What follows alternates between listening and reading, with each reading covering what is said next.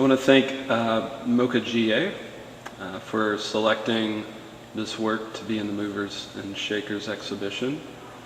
And I'd also like to thank specifically Micah Stansell for nominating me into the show.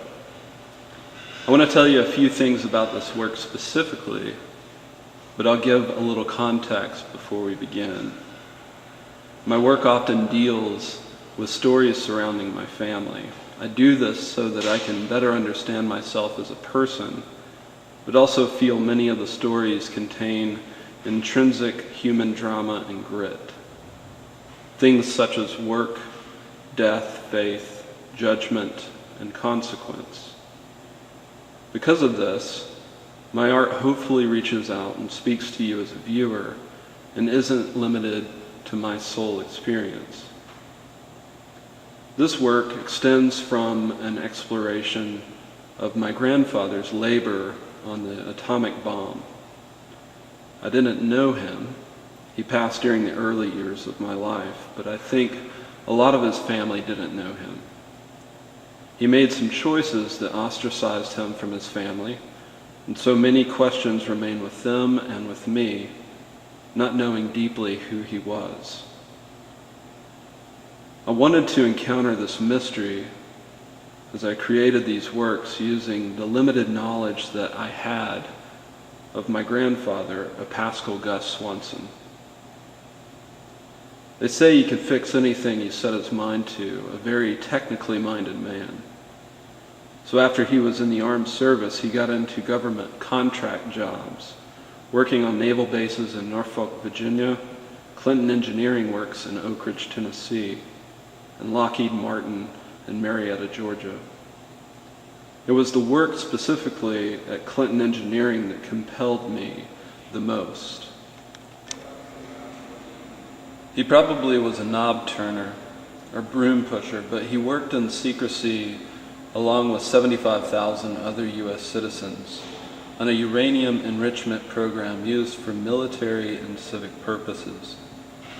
75,000 people worked in secrecy on the Manhattan Project, cloaked with the name Clinton Engineering Works, which would develop bombs that were tested in the deserts of New Mexico and inevitably deployed over Japan.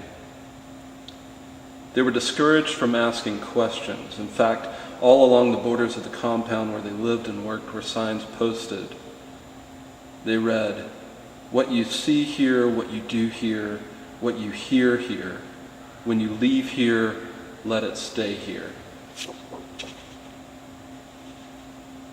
This prompted me to ask some questions, such as, there a communal responsibility? Is there a personal or private responsibility, and where do they intersect? So I began making paintings, along with other works, for my exhibition in 2009 at Twin Kittens Gallery in Atlanta.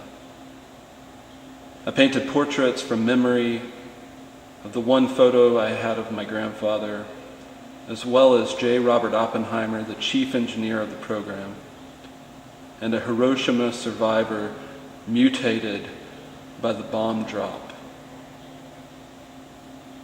I also painted a small image based on photos that I had seen of the first atomic explosion over the deserts in New Mexico, the infamous Trinity test. In addition to this, I created a backdrop of 8-foot-tall letters cut by hand and enameled with aluminum that read, "Neighbor, accomplice."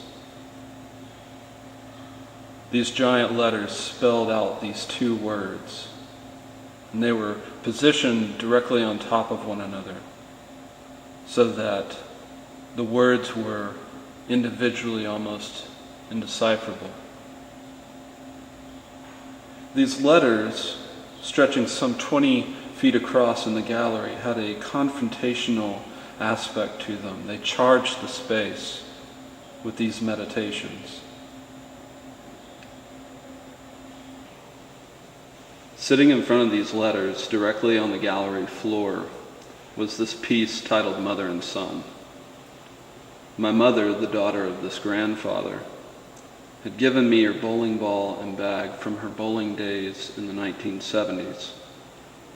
I began considering the nature of the object and felt it would be best used as an allegory for the relationship between the B-29 bomber named Enola Gay and the first bomb deployed on Hiroshima named Little Boy. The bomber was named for the pilot's mother, and she carried this little boy full of kinetic energy to its drop site. I engraved by hand on the surface of the bowling ball the name Little Boy in my own hand script, and then painted the bag with the name of the bomber, Enola Gay, feeling there is a power manifested in naming objects. Now there is no doubt a contrast between the materials, between the leisure and release inherent in bowling and the serious detrimental impact of nuclear warfare. But I feel this does point back to how we make choices regarding conflicts. Because often we are unaware of the consequences until we've opened the abyss. So this little work is a quiet meditation on something as heavy as the end of the Second World War. My hope is that as you interact with this work of art, that you would consider these meditations and questions as I have. And I hope we as humans will slow our pace to consider the momentous consequences our actions will have on the generations that follow. J. Robert Oppenheimer penned these words once he saw the first explosion over the White Sands Proving Ground in New Mexico. Having seen the Trinity test be successful, he wrote, "If the radiance of 1,000 suns were to burst at once into the sky, that would be like the splendor of the Mighty One. Now I am become death, the destroyer of worlds.